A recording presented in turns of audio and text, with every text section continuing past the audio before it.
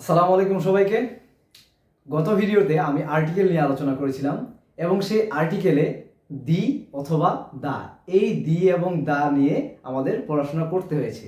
এবং এই দি এবং দা যখন আমি বলছি, অনেকে আমাকে কমেন্টে বলছে যে ভাইয়া আপনি কখনো কখনো দি ইউজ করেন, আবার কখনো কখনো দা বলেন।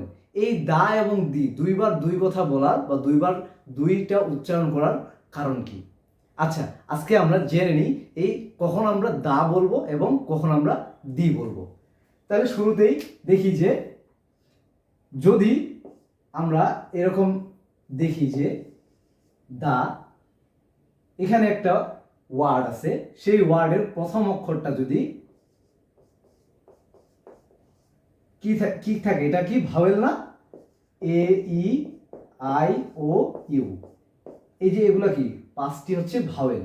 তাহলে এই দায়ের পরে যে ওয়ার্ডটি থাকবে সেই ওয়ার্ডের প্রথম অক্ষরটি যদি আমার ভাওয়েল হয়, তাহলে এই যে পূর্বের যে দাটা আছে সেই দায়ের উচ্চারণটা হবে দি। তাহলে এখানে আমরা কি উচ্চারণ করব? দি অ্যাপল, দি অ্যাপল।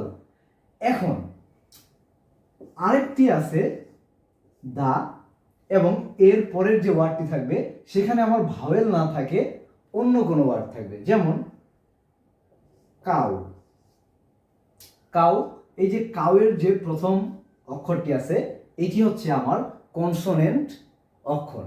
তাহলে এই যে এখানে কনসোনেন্ট হওয়ার ফলে এর পূর্বে যে দাটা আছে সেই দায়ের উচ্চারণটা আমরা করব স্বাভাবিক দায়ের মতো। তাহলে এখানে উচ্চারণটা কেমন হবে? দা খাও। তার মানে যদি দায়ের পরে আমরা যে ওয়ার্ডটা আছে সেখানে প্রথম অ্যালফাবেটটা আমরা যদি দেখি যে ভাওয়েল আছে, তাহলে উচ্চারণটা হয়ে যাবে দি অ্যাপল।